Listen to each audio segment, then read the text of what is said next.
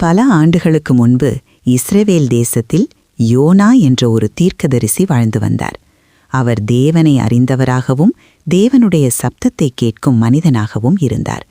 ஒரு நாள் கர்த்தர் யோனாவிடம் பேசினார். யோனா, நீ எழுந்து நினிவே என்ற பெரிய நகரத்திற்கு போ. அங்கே வாழும் மக்கள் மிகுந்த தீமை செய்து வருகிறார்கள். அவர்களுக்கு என் எச்சரிக்கையை அறிவி என்று சொன்னார். ஆனால் இதை கேட்ட யோனா பயந்தான்.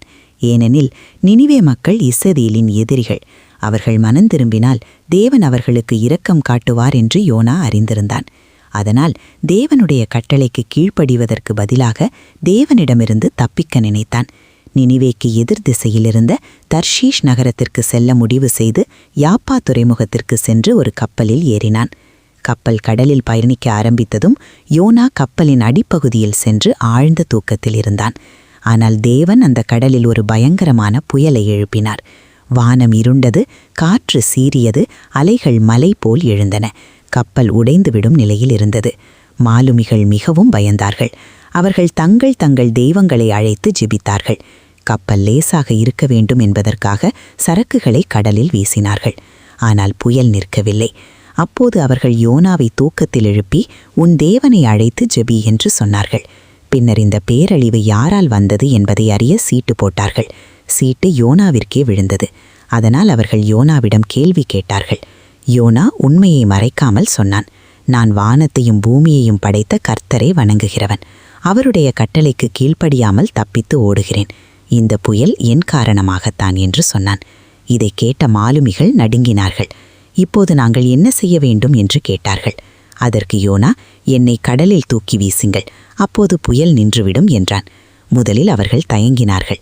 ஆனால் புயல் அதிகரித்ததால் கர்த்தரிடம் ஜெபித்து யோனாவை கடலில் வீசினார்கள். உடனே புயல் நின்றது, கடல் அமைதியாகியது. இதை கண்ட மாலுமிகள் கர்த்தரை பயந்து அவரை வணங்கினார்கள். கடலில் விழுந்த யோனா மூழ்கி கொண்டிருந்த போது தேவன் அவனை கைவிடவில்லை. தேவன் ஒரு பெரிய மீனை ஏற்படுத்தினார். அந்த மீன் யோனாவை விழுங்கியது. யோனா 3 நாட்களும் 3 இரவுகளும் அந்த மீனின் வயிற்றுக்குள் இருந்தான். அந்த இருள் நிறைந்த இடத்தில் யோனா தன் தவறை உணர்ந்தான். கர்த்தரை நோக்கி மனமுருகி ஜெபித்தான். கர்த்தாவே, நான் துன்பத்தில் உம்மை அழைத்தேன். நீர் என் உயிரை காத்தீர். இனி நான் உம்முடைய வார்த்தைக்கு கீழ்ப்படிவேன் என்று சொன்னான். கர்த்தர் யோனாவின் ஜெபத்தை கேட்டு அந்த மீனுக்கு கட்டளையிட்டார். அந்த மீன் யோனாவை கரையோரத்தில் வாந்தி எடுத்தது.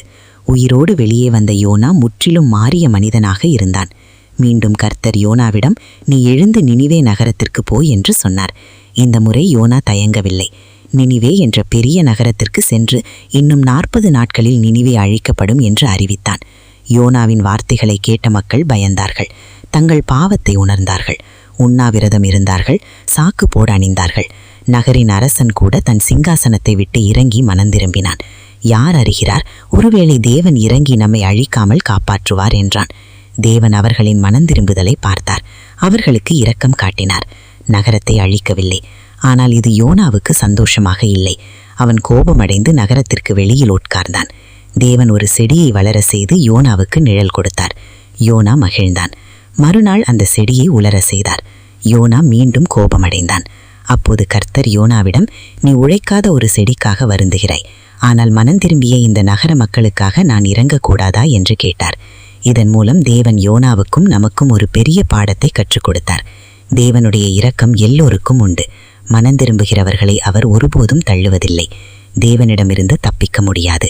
ஆனால் தேவனிடம் திரும்பினால் அவர் அன்போடு அணைத்துக் கொள்வார். ஆமென்.